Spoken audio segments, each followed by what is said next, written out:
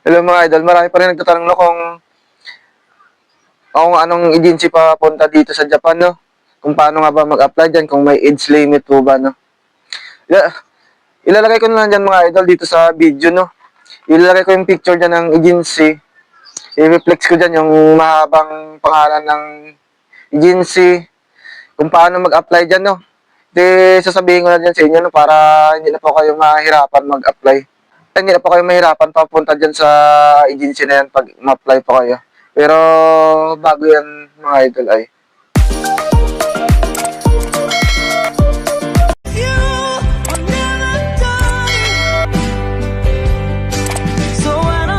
reflex ko na lang dito mga idol yung agency, no? Ang agency dito, yung naging agency ko dyan, papunta dito sa Japan, ay ang Ono Overseas Placement Incorporated or Ono Agency. Ito mga idol, tingnan nyo dito. Yan, i-flex ko na to ng mahaba. Ayan. Ayan na, pag nakikita nyo yan, search nyo na lang to sa FB, sa mga ibang information nila, no? Lagi sila nagpo-post dito sa FB. Marami silang pinapaalis dito, mga idol, no? Yan po ay legit na agency, no? Wala po kayong babayaran dyan, no placement fee. Yan po yung maganda dyan. Saka may sarili na po sila dyan mga apartment pang nag-aral kayo, no? Kaya wala po kayong maging problema. Pero disclaimer lang pala, hindi po ako recruitment or promoter ng agency na yan, no? Yan lang po yung naging agency ko na nagpaalis po sa amin na marami po yung pinaalis dyan, no? Dami po namin dito sa Japan. Kaya recommended ko rin po yan para sa inyo, no? Para hindi po kayo maloko o ma-scam. Saka gusto ko rin po makatulong sa inyo, no? Sa mga gusto mag-Japan. Napakalaki pong opportunity na makapagtrabaho po kayo dito sa Japan. Ang ano dyan, may age limit po kasi dyan eh. Pero dito kasi sa Japan wala pong age limit dito pag nandito po kayo. Sa mga Nikijin, mga nandito sa Japan na nagtatrabaho. Pero pag nag-apply ka dyan sa agency, may mga limit po sila eh. Kaya kadalasan po kinukuha ng mga hapon dyan, mga age 20 to 35 years old, no? Pero pag SSW visa ka, kahit nasa 40 ka na, pwede pa, no? Pag sa mga SSW visa, no, yung mga, ibig sabihin, no, yung mga nakapag-training na dito sa Japan, na umuwi ng mga 3 years na tapos gustong bumalik ba, yung mga ganyan. Ang tanong dyan, kung paano naman mag-apply papunta dyan sa agency? Oo, marami pa rin po kasi nagtatanong dyan kung paano mag-apply dyan. Ang agency nila dyan nasa Sampaloc, Manila. Sa may tabi ng UST College. Sarap mismo ng UST College yan. Pag nakita nyo dyan yung overpass na may overpass yan sa harap ng UST College.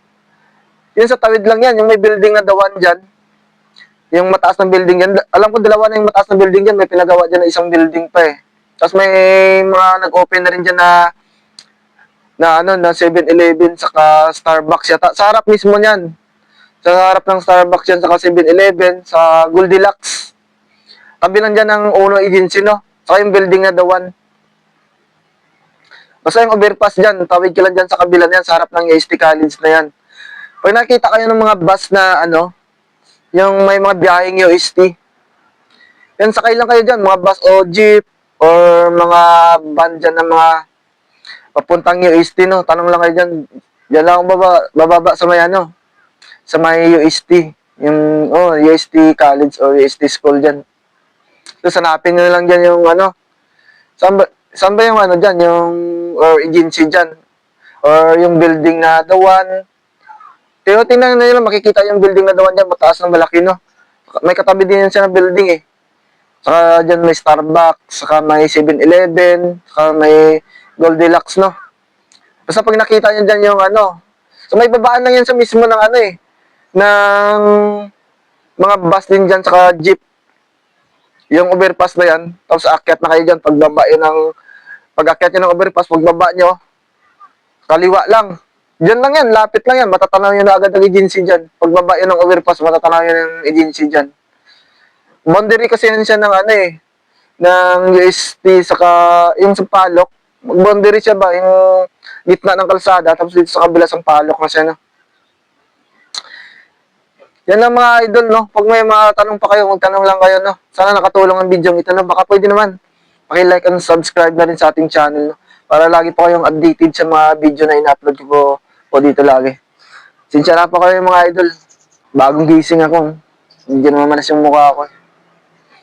Medyo malamig pa rin dito sa Japan, no? Saka dito sa Japan pala mga idol, no? Na pag gusto kayo pumunta dito, mag-practice-practice din kayo mag-bike. Dito, walang sasakyan dito pag pumunta kayo ng, pag nag-grocery kayo, sa mga grocery store ba. Lahat ng mga ginagamit dito, puro bike. Kaya, para advantage na rin ba na marunong na kayo. Pagdating nyo dito, magbabike po talaga kayo dito, no? Lahat po ng mga trainee na pupunta dito, binibigyan po sila ng mga sarili nilang bike. Libre po ng company yan. Kaya, mas maganda mag-practice din kayo mag-bike dyan. Pero pwede na rin dito, matututo rin kayo pag nandito na kayo, no?